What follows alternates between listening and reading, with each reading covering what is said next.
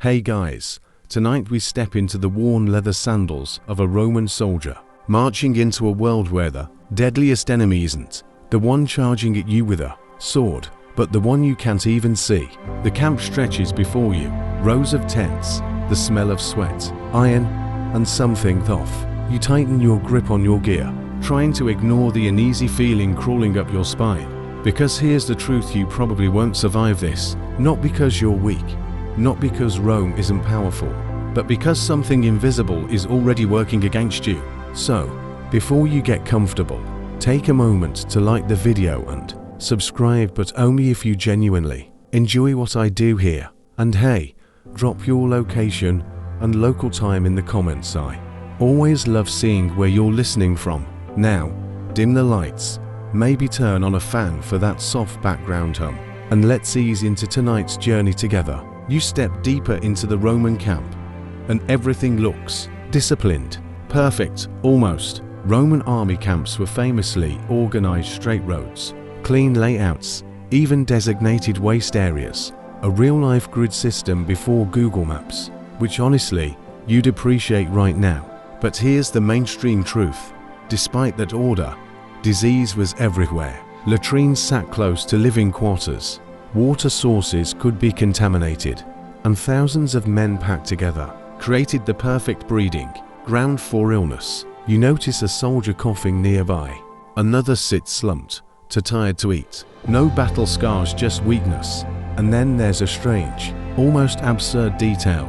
Some soldiers believed bad air, miasma, caused sickness. So yes, you might see someone waving herbs around like they're trying to fight off ghosts. Historians still argue whether Roman sanitation actually reduced disease or unintentionally made outbreaks worse by concentrating people so tightly. Either way, as night falls and the camp quiets, you realize something unsettling.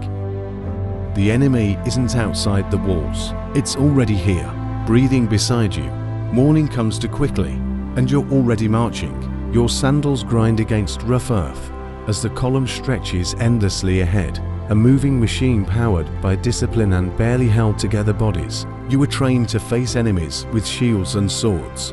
But this is different. There's no formation for exhaustion, no command to stop hunger. A mainstream truth of the Roman army is that soldiers often marched up to 20 miles a day, fully loaded with gear, armor, weapons, tools, even cooking equipment. They didn't call them Marius mules for nothing. And right now, you feel exactly like one. Your shoulders ache, your throat burns, and the water you sip tastes questionable at best. By midday, the cracks start to show. A man ahead of you stumbles not from a wound, but from sheer exhaustion. Another quietly disappears from the line, left behind without ceremony. No heroic music, no slow motion moment, just gone. Rome keeps moving. And here's the strange part. Some soldiers carried small charms or amulets, believing they could ward off sickness or bad luck. Imagine trusting a tiny piece of metal more than your own body. Honestly, not the worst coping strategy given your situation. Historians still argue whether these relentless marches strengthened Roman discipline or simply wore soldiers down faster than any enemy could. As the sun beats down and your vision blurs slightly, you begin to understand something chilling. You're not just fighting to win battles, you're fighting just to keep walking. By the time the terrain begins to change, you've stopped expecting comfort. The road disappears into mud, rock, or dust depending on Rome's mood that day, and suddenly, the world itself feels like it's against you. One moment you're freezing in damp winds, the next you're baking under a sun that doesn't seem to care if you collapse. No enemy army in sight, just nature quietly testing your limits.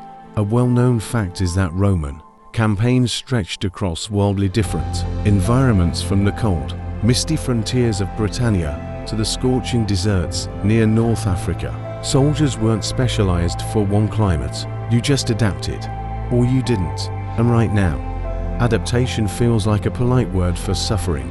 Rain soaks your gear until it doubles in weight. Your sandals rub your feet raw, and when night comes, the cold settles into your bones like it plans to stay forever. You try to sleep, but the ground is uneven, the air is damp, and someone nearby is snoring like a broken war horn, which, honestly, might be the most aggressive sound you've heard all day. Then there's a bizarre little detail.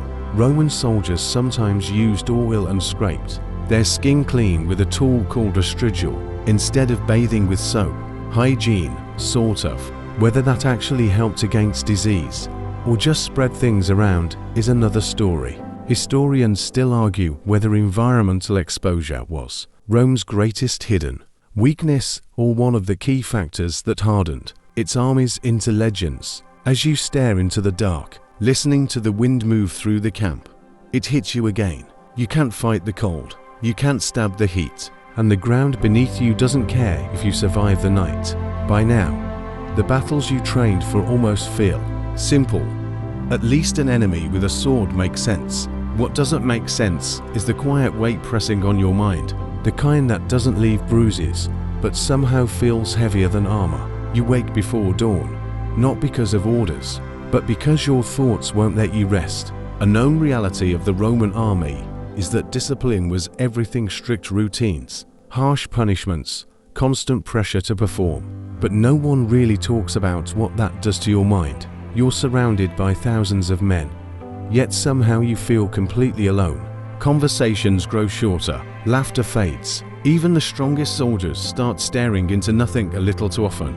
And then come the whispers, not from enemies, but from your own camp. Some soldiers believe the gods are angry. Others swear they've seen omens: strange birds, bad dreams, shadows moving where nothing should be. There's even a quirky detail. A few carry small tokens or scratch symbols into their gear for protection, like ancient versions of just in case. Honestly, at this point, you'd probably try anything too. Historians still argue whether superstition in the ranks helped soldiers cope with fear, or quietly made it worse by feeding their anxiety. You try to stay focused, to remind yourself you're part of something powerful: Rome, order, strength. But as the night stretches on and the silence deepens, one thought keeps returning, soft, persistent, impossible to ignore. What if the real enemy isn't out there? What if it's already inside your head? By the time you reach the next camp, something has shifted, not in the land, not in the orders, but in the men. The lines are thinner now, the voice is quieter. You don't even remember when it started, only that more soldiers began falling behind, not from wounds, but from something slower, something quieter. A core historical fact is that throughout Roman campaigns, disease often killed more soldiers than battle ever did. Entire units could be weakened or wiped out without ever facing an enemy. Dysentery, malaria, fevers, names you might not even know, but you feel them now in every cough, every shiver, every man too tired to stand. The empire that conquered so much couldn't conquer this. And here's the strange part. Some Romans tried to blame it on divine punishment, offering prayers or rituals instead of solutions. Others relied on basic medical practices: herbs, rest, even early surgical tools. But nothing truly stopped the spread. It's like trying to patch a sinking ship with your bare hands. Not exactly comforting, right? Historians still argue whether Rome's expansion actually made these outbreaks worse, exposing soldiers to unfamiliar diseases across distant lands. You sit there, watching the fire flicker low, realizing something unsettling. No matter how strong the army, no matter how brilliant the generals, this silent enemy decides who stays and who disappears. And now, as the night softens and everything begins to slow, you feel your body sink just a little deeper into the ground beneath you.